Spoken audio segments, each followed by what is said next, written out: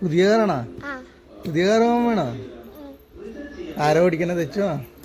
അച്ഛൻ നമസ്കാരം സുഹൃത്തുക്കളെ. അപ്പോൾ നമ്മൾ ഇന്നൊരു പുതിയ കാർ എടുക്കാൻ പോവാണ്. അപ്പോൾ അതിന് വേണ്ടി നമ്മൾ എടപ്പള്ളിയിലേക്കാണ് പോകുന്നത്. നമ്മുടെ ഷോറൂം എടപ്പള്ളിയിലാണ്. അപ്പോൾ എല്ലാവരും റെഡി ആയിട്ടുണ്ടായി. തെച്ചും ദൈവവും ഒക്കെ നല്ല ഹാപ്പി ആയിട്ടിരിക്കുകയാണ്.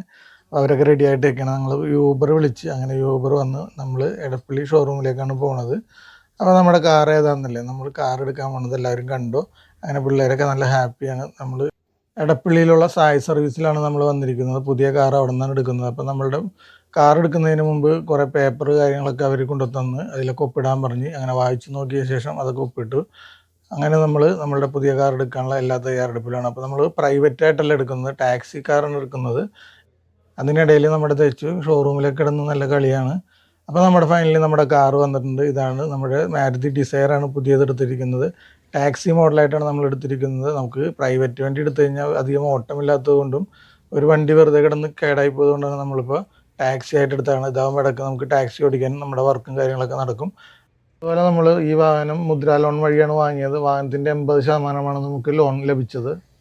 മാരുതി ഡിസയർ കാറ് കിട്ടാനായിട്ട് 3 മാസത്തോളം നമുക്ക് ഡിലേ ഉണ്ടായി. അപ്പോൾ കാറിന് ചുറ്റും പിള്ളേരൊക്കെ കറങ്ങി നടക്കുകയാണ്.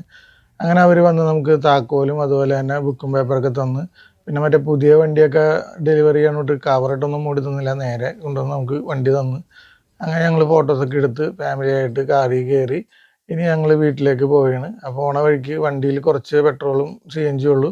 അപ്പോൾ നേരെ പമ്പിൽ പോയിട്ട് നമുക്ക് പെട്രോളും CNG ഒക്കെ അടിക്കണം. അങ്ങനെ എടപ്പള്ളിയിൽ നിന്ന് പറവൂരിലേക്കാണ് നമ്മൾ പോണത്.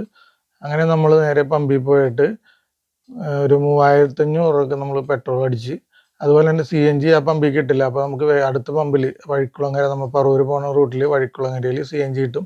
അങ്ങനെ നേരെ CNG പമ്പിൽ പോയിട്ട് നമ്മൾ ഒരു 671 രൂപക്ക് അവിടെ നിന്ന് CNG അടിച്ച് അങ്ങനെ നമ്മുടെ യാത്ര തുടങ്ങുകയാണ്. അപ്പോൾ അടുത്ത ദിവസം പോയിട്ട് വണ്ടി പൂജിച്ച് അങ്ങനെ നമുക്ക് വണ്ടി ഓടാനുള്ള കാര്യങ്ങളൊക്കെ ചെയ്യണം.